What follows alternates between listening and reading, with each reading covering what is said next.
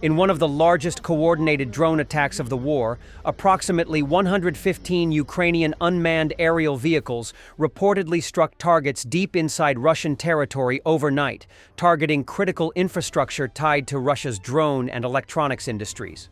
According to Russian media and military telegram channels, among the key facilities hit were the Kronstadt UAV factory and the Elma Technopark, both located in the Moscow region. These sites are known to be vital centers for the development and production of unmanned aerial vehicles and microelectronic components, elements increasingly central to Russia's warfighting capabilities. Explosions were also reported in the city of Tula, a historic center of Russia's defense industry. Residents of the Privokzhalny district described hearing at least 3 blasts shortly after 11:20 p.m., accompanied by the sound of buzzing drones. The force of the explosions reportedly shook windows and triggered car alarms across the area. In response to the attacks, major airports around Moscow were shut down for several hours, highlighting the growing threat that long-range drone strikes pose to the security of Russia's capital and its surrounding industrial zones. Unofficial Russian sources claim that in addition to the facilities in Tula and Moscow, an aircraft manufacturing plant and another drone development center were also targeted. Damage assessments are ongoing, and official Russian authorities have yet to release a comprehensive statement. If confirmed, the scale and precision of this strike would mark a significant escalation in Ukraine's ability to hit high-value military targets far beyond the front lines, potentially disrupting Russia's ability to replenish its drone fleet and maintain battlefield technological superiority. Analysis of satellite images of the Saki Airfield by Cyberborshno team suggests that between May 1st and 3rd, 2025, an FPV drone likely struck a command post used for operating Orion UAVs, and possibly the UAV itself. Evidence: drag marks on the road where the CP was located, destruction of a white object resembling the Orion, and removal of UAV infrastructure from the airfield, likely due to fear of repeated strikes. The Draya unit of Ukraine's 40th Separate Coastal Defense Brigade successfully eliminated a small Russian assault group along with the boat that transported them to an island in Kherson Oblast. In the Kherson region, Russian forces have intensified their attacks, resulting in significant civilian casualties and widespread damage. On Tuesday, shelling and drone strikes injured 13 people across multiple settlements, including Antonivka, Berislav, and the city of Kherson. The assaults damaged residential buildings, social infrastructure, and private vehicles, according to regional authorities. These attacks are part of a broader pattern of aggression, with reports indicating that Russian forces have targeted over 30 settlements in the region. The use of drones and artillery has led to the destruction of homes, gas pipelines, and communication towers. The United Nations has condemned these actions, stating that Russian drone attacks on civilians in Kherson constitute crimes against humanity and war crimes. Since Russian equipment keeps going up in flames, Russian engineers tirelessly continue working on creating new ones. The video shows yet another shed tank, a metal box with a meaty filling in the making. Place your bets. How long do you think this hunk of metal will last on the battlefield? Russian forces are increasingly relying on improvised armor to survive Ukraine's devastating drone and artillery strikes. Tanks and trucks are being retrofitted with makeshift cages, metal sheets, and even logs in a desperate attempt to shield against FPV drones and loitering munitions. This turtle tank trend reflects the growing threat of precision Ukrainian strikes and highlights Russia's logistical and technological struggles on the battlefield.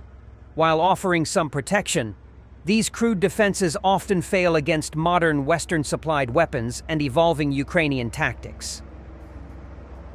Donald Trump has warned Russian President Vladimir Putin that he is playing with fire following a barrage of Russian drone and missile attacks across Ukraine. The U.S. president also suggested Russia has avoided really bad things, thanks to him. What Vladimir Putin doesn't realize is that if it weren't for me, lots of really bad things would have already happened to Russia. And I mean really bad, Trump wrote on his Truth Social platform on Tuesday.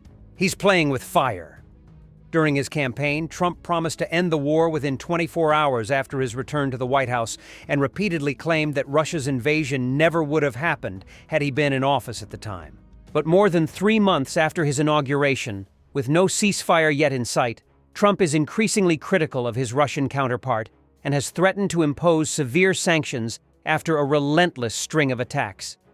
Nothing sadder than a tough guy who needs to remind you he's tough right after admitting to shielding Russia, wrote former Illinois Republican Representative Adam Kinzinger, who was a lieutenant colonel in the Air National Guard.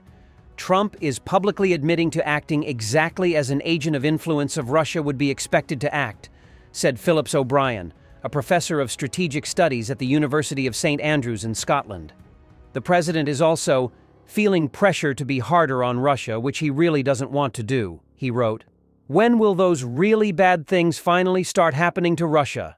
Wrote Olena Halushka with the International Center for Ukrainian Victory. We can't wait. Russian state-controlled media outlet RT appeared to mock Trump's statement, saying the president's post leaves little room for misinterpretation until he posts the opposite tomorrow morning.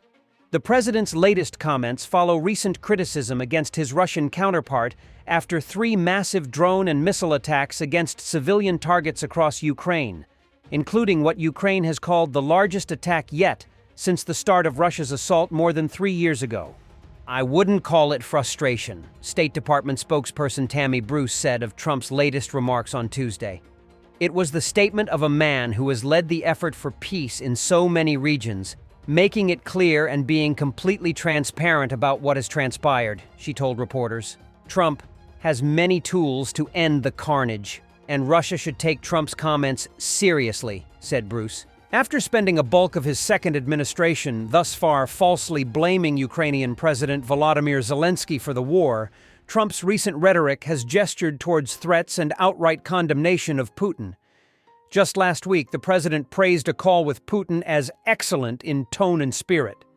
But on Sunday, he unleashed a tirade against the Russian leader who he has called a friend, saying he has gone absolutely crazy with the latest attacks. Something has happened to him. He has gone absolutely crazy, Trump wrote on Truth Social on Sunday. I've always said that he wants all of Ukraine, not just a piece of it. And maybe that's proving to be right. But if he does, it will lead to the downfall of Russia. Putin is needlessly killing a lot of people. And I'm not just talking about soldiers, Trump wrote Sunday. Missiles and drones are being shot into cities in Ukraine for no reason whatsoever. The Kremlin shrugged off the president's remarks, saying in response that everyone involved is guilty of emotional overload, while thanking Trump for his efforts to broker peace, which Russia is routinely rejecting. Zelensky urged Trump to apply real pressure against Putin. Putin shows just how much he despises the world that spends more effort on dialogue with him than on real pressure, Zelensky wrote on Monday. The increase in Russian strikes should be met with increased sanctions, he added. Russia's disregard for diplomacy and refusal even to consider a ceasefire must be met with a freeze on Russian finances and a halt to its oil trade.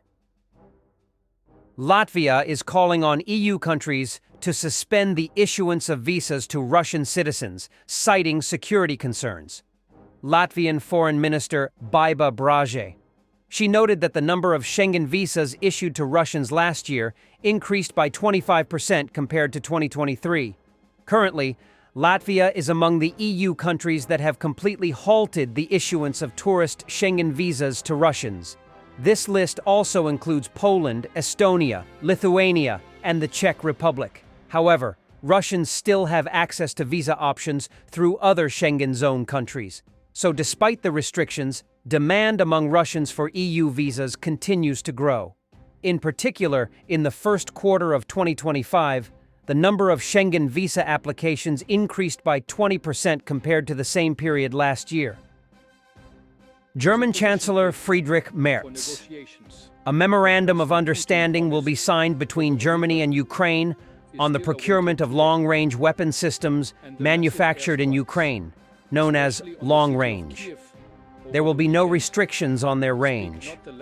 Germany will finance a significant portion of Ukraine's Starlink coverage.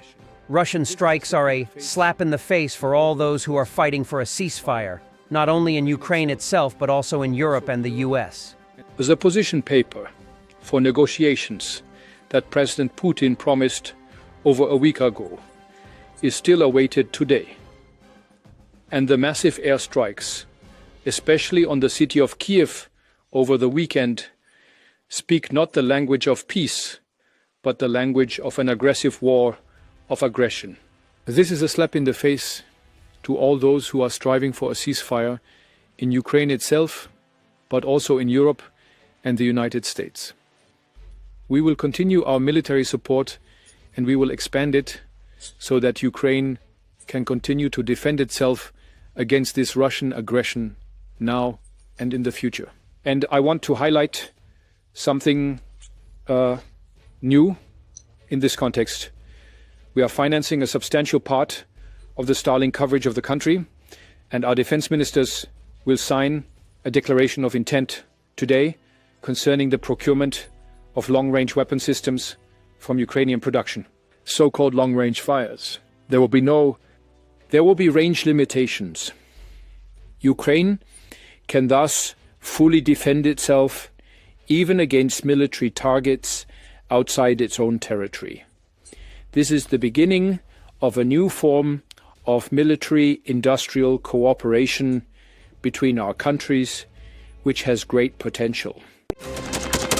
Thanks for watching, and don't forget to subscribe. Also, if you want to support Warthog Defense, please become our member and get early access to new videos, exclusive members-only videos, and become administrator in comment section. The membership link is in the description. Every day. We had a guy last week at 6 rescues in 6 days. You know, he's doing the job every day.